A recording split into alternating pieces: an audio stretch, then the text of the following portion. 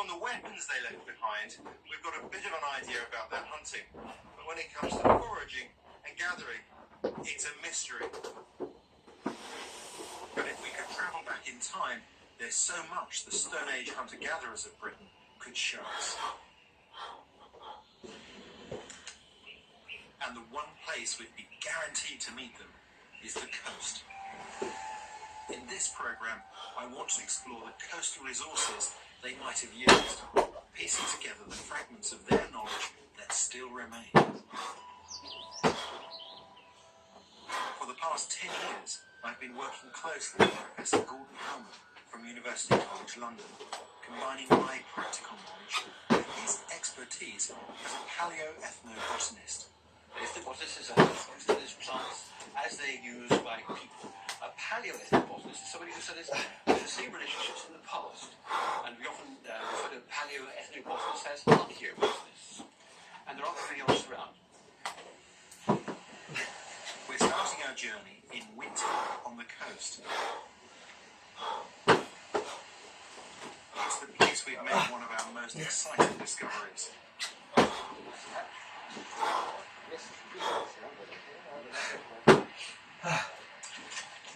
The unlikely-looking sea kale may once have been a staple food.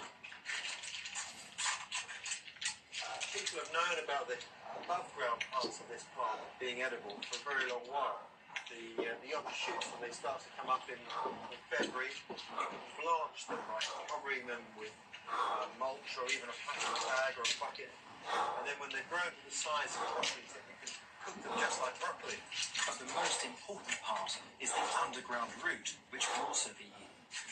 It's the sort of thing that our ancestors would have known. For me, one of the joys of this journey is being able to combine my practical knowledge with Gordon's special understanding of the links between plants. That's what led us to seek him. It's going to take a while to dig it for yourself. You can see how big it is. What's also interesting is that sheltering under this plant are these snails. It doesn't take too much imagination to realise that if our ancestors were digging this up for food, then there was some protein to go with it. It's exactly what you see when you work with hunter-gatherers around the world today. If there's an opportunity available in association with another food, obviously it's going to be made use of. Which is exactly the sort of thing we saw when I took Gordon to Australia. He'd never seen hunter-gatherers in action, and it was a great chance for us to see how important food and food gathering is, not just to their diet, but to their whole way of life. One of the biggest lessons was how it all begins with the hunt for energy-giving caloric staples, plants that provide carbohydrates without burning up too many in their collection.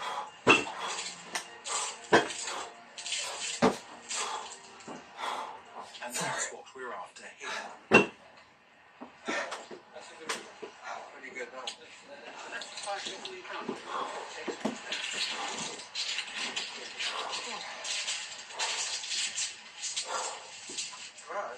I have a drop of that, shouldn't we? Clean it up a little bit. Take the rind off. I think I'll make a flint tool for this tool.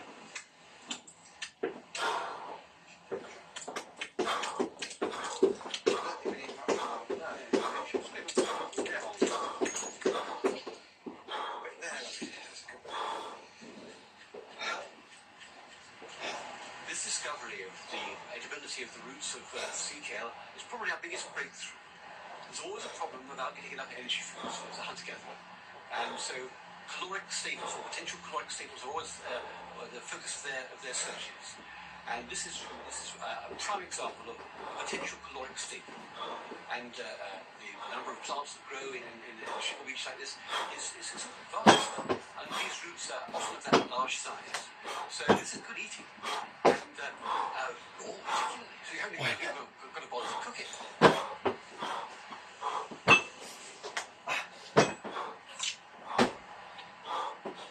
This is consistent.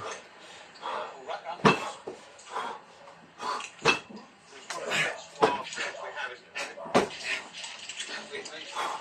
Three. Extra sugar in it. So this gives a real lift to the blood sugar. Food exciting. As soon as you bite into it, you can taste the sugar, the energy that's stored within it.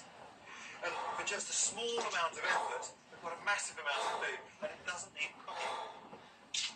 What's interesting to me is that plants like this take us back to a diet that's been forgotten, and one that can take us right back to the very earliest hominids that walked here. Perhaps people who didn't even have the ability to make fire. That is for the archaeologists to discover. What's fascinating is we're tasting perhaps what was one of their most important foods.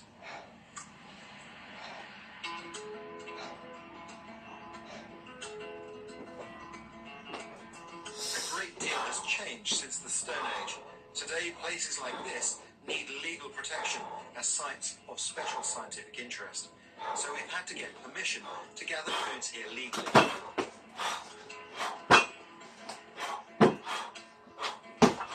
The last time hunter-gatherers walked our coast was a period known as the Mesolithic, literally the Middle Stone Age.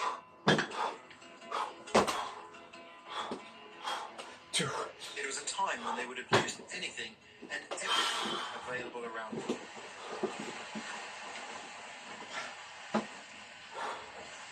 Coastlines are always very important to hunter-gatherers because the sea literally quarries away at the land's surface, revealing all sorts of interesting resources, like this one here. See that staining there? That's caused by iron. It's not man-made iron. That's iron pyrites. That was a very valuable resource in the past. But the easiest place to gather that is down the beach, where it's been washed out by natural erosion.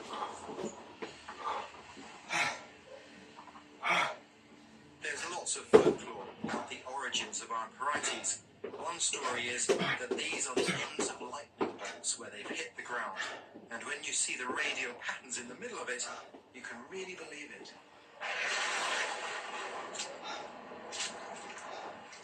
In these low points, hollows, if you like, on the floor of the beach here, the pyrites gets washed in. It's heavy, very dense material, and it sits there. Now, you find it in three kind of shapes. You find these long, elongated bits. They're not brilliantly useful for what I have in mind for this. You find knobbly nuggets like that. The problem with those is that they'll crumble later on. And then occasionally you find real gems like this. The edges have been rounded off. It's all smooth. Those are bruised. What this was used for was sparks with flint for firelighting. For those people who live here on the coast, this was easily found resource that they could have taken in that and traded. We can only guess what the value of this may have been back then.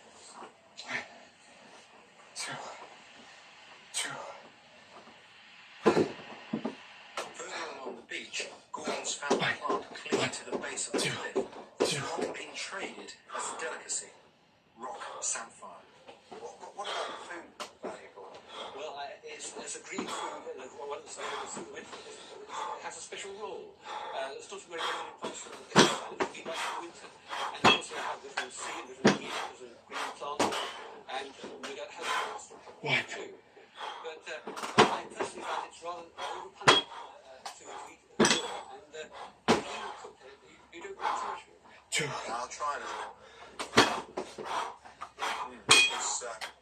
It's immediately tasted strong, almost a little oily. But I think for our hunter-gatherer ancestors, if you've been on the hill here, perhaps some they could be catching mackerel here. In the winter, other fish, obviously, or shellfish. They can bring them on shore, light a fire. You can throw a handful of this on, put a fish on, and steam it within the plant itself. It imparts its flavour to the fish. And there you are, instant meal. Absolutely. The greens that are available on the coast seem to grow in abundance. There's no competition for these plants on the coast. Not very many plants can tolerate the salt. So the ones that can romp away without the competition they'd have inland. So there are coastal greens available throughout the winter. Like sea purslane, used by sailors around the world to prevent scurvy. Marvellous plant. Hardly anybody uses it for me. Or sea beet, a rich source of iron. It tastes better better than spinach. In fact, I really don't know why the green parts of this plant aren't sold in the markets.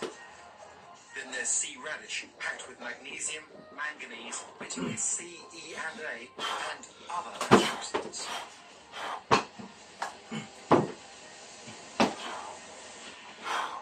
I get a real feeling that the knowledge and craft skills of these people gave them a sense of permanence. When you consider that flint was used as the bedrock of our technology for over 90% of human history, it's astonishing. The whole beach is covered in flint. What I'm looking for is flint that's quite fresh out of the flint, because that won't have been bowled around with the surf and been fractured all over. What I'm going to do is I'm going to tap the flint. If I tap it, listen to the ring. If it's a good piece, it should have a real crystal sound. Like that. It means there are not so many flaws in flint. Don't cause some problems.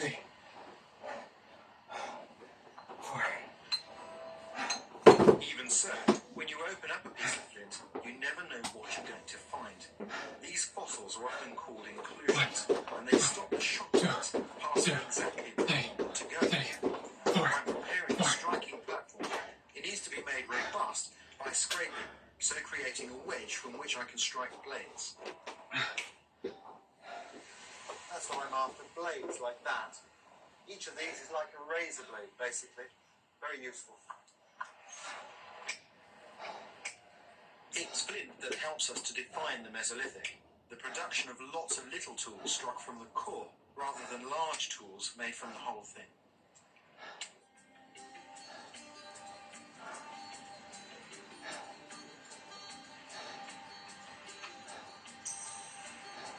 Hunter-gatherers are often on the move, travelling from one resource to another. Reliable sources of food would have been of particular importance.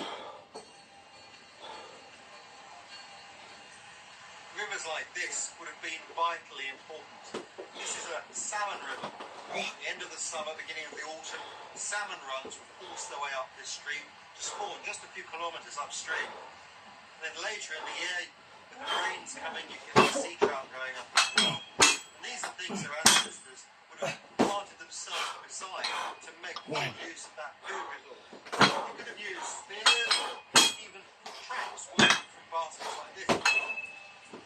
Traps like this would have been used particularly in tidal rivers to catch all sorts of fish, even eels, the current and the incoming tide. When I look at a river, I see a salmon, I see more than just a fish. I see an ambassador of the wild, a litmus by which we can judge the health of that natural environment, an environment that we still depend on today.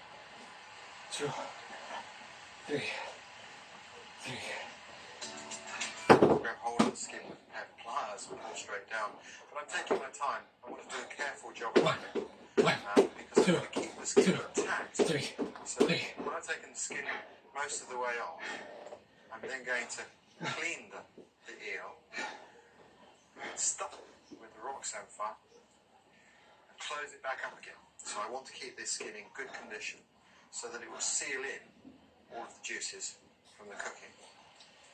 I'm going to take my time.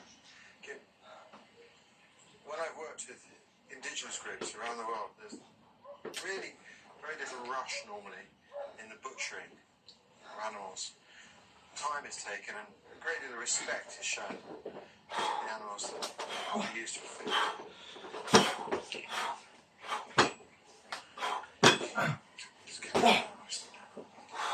Most of our waterways containing eel would have been important food in the past. The skins are also very tough skins that are used to make hinges on flails, even sometimes on doors.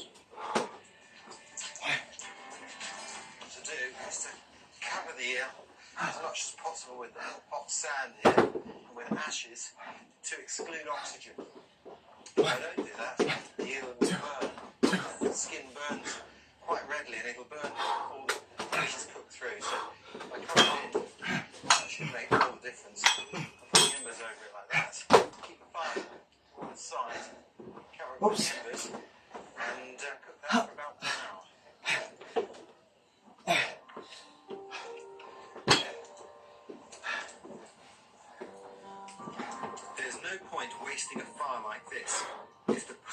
opportunity to try cooking the sea cow. It's quite a good haul there. It is. Let's just stick a couple in. But it's good because they are raw. That's something. I think one of the things that's interesting is that the type of wood that we're burning, using these small bits, gives us an intense heat and changes the speed of our cooking. So there's several controls involved here, several variables. And there are lots of variables. Fire is infinitely adaptable to your needs. I've even seen in a community where a group of men were cooking one animal, one man saying, "No, can you give me a bit of time?" Wait. Oh, right. Preferences. See how we're doing here. Get it out now.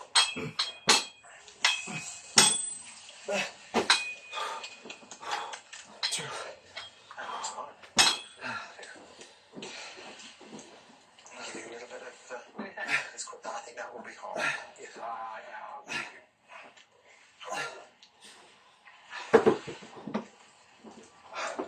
Right, very much. One, two. How's it? Can you taste any sunflower?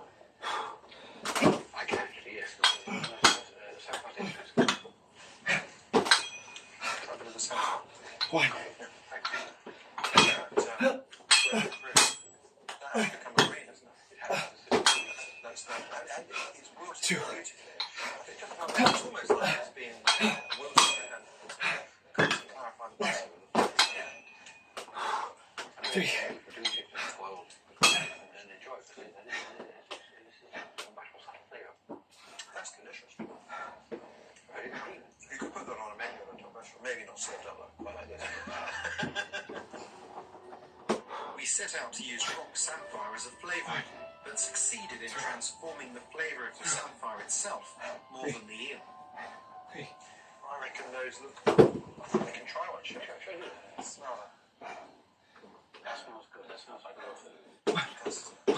There's a definite smell of what's edible and what isn't. And I think that was an important diagnostic tool, if you like, when our ancestors were first exploring foods.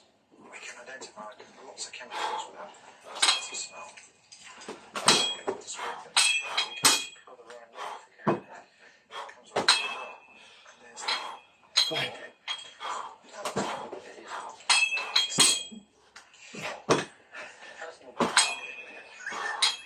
Two. You know what's happened there? You're reliving probably what 3 or 4-year-old did for the first time sometime. Two. Thanks for it. Two. You're soft. It's a soft one. One. Yes, it is. One. Two. Two. Yes, it is. Even though raw is very, very captured. On a cold day, it's very fantastic. One. Rind is edible too. Yeah. So it's lovely. It's a great show for more evidence for the use of the plant itself. This is the problem with native artificial evidence. Tiny fragments of this in the plant. One. Not really anything worth identifying for Another hour. Actually. it would. Yes, actually, deeply. One. You know, one of the things I really love about Britain is where you can look out and feel that it's a wild, ancient country. Two.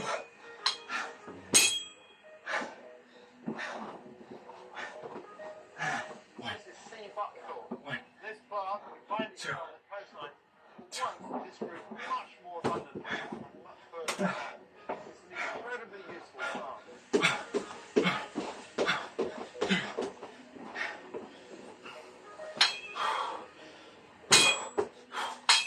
Sea buckthorn is an amazing bush. You can see how it's protected. The thorns come out from the stem and create this incredible barrier to predators. The berries themselves are tight in, and it's just about impossible to pick them because as soon as you try, they burst. That means you need a special technique to gather them. These really heavy droops here at the bottom of the bush. It's easy business. We're going to now squeeze the berries in to this container. You can see the juice is going where I want it to. You can see how much juice there is. Incredible plant. 1, 2. The smell is very, very pungent. At first, it's quite a sweet smell, but after a short while, it kind of becomes a little irritating. It smells like fermenting orange juice. It's amazing how quickly you can start to gather a considerable amount of fruit.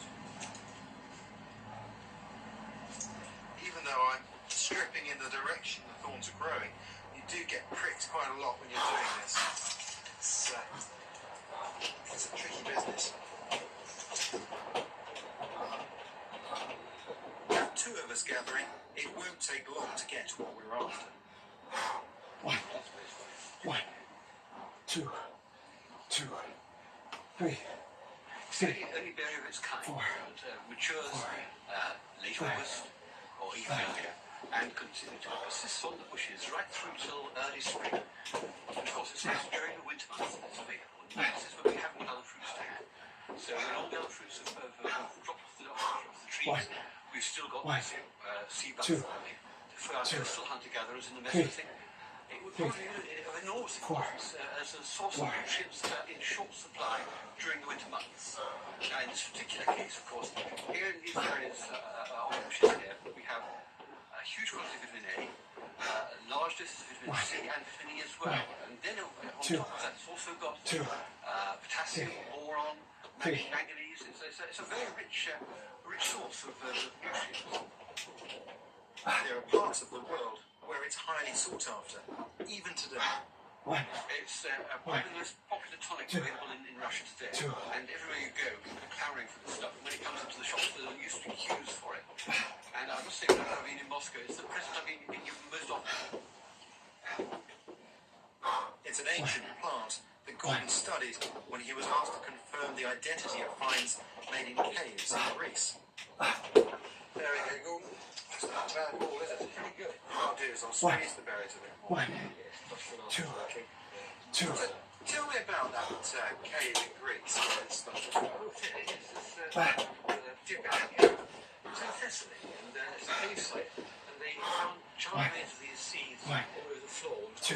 Probably what's happened is they scooped off the dross that's been now, and tossed it across the cave, dry, and then turned it into fire thereafter. In fact, as I'm squeezing this, you can see the seeds floating onto the surface. You see these all the black seeds there. We can probably just with my hands scoop out a whole handful of seeds. 4. Those are all seeds of those we don't want. So, scoop those out. Maybe they're doing just like I'm doing now. Maybe this was their method of sieving. 1, It could well be. 2, 2, Country spice. 3, They are quite tricky finding your wine. They're not too bad. It's a very slow job. The gathering is very quick. It's a sort of gathering can be done very speedily, but 2, most things often 2, slow job. 1. I think this is very effective doing here as a way of getting rid of some of the seeds and things. But obviously we can speed things up. We've got a modern sieve. 1. So I reckon we're at that point.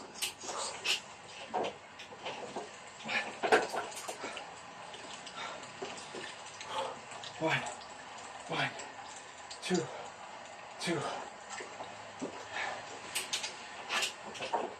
Pretty good return, isn't it? It is really good. For half an hour's work. It's not bad. And you think that that's all the vitamins that we've got in there. 2, 3, 3.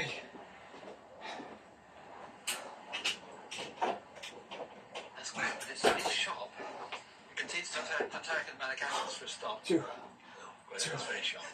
1. That's nice. This is like some great, hunters initiate exercise. 1, That's not 1. bad. Oh, that's sharp. The aftertaste. It's really revolting. 1. It's not that revolting. The aftertaste is. That's not bad. This is No, sharp. it's going straight to the back of the throat. Really? And there's this slight bitterness at the top of the palate. I'm not so keen on it. No, I don't mind it. There is a bit of One. taste, but it's not bad. There's still a lot of sand in it. Yeah, understand. That's the texture. I usually add honey to it, and I'm sure our ancestors would have done the same. This plant is too nutritious not to use.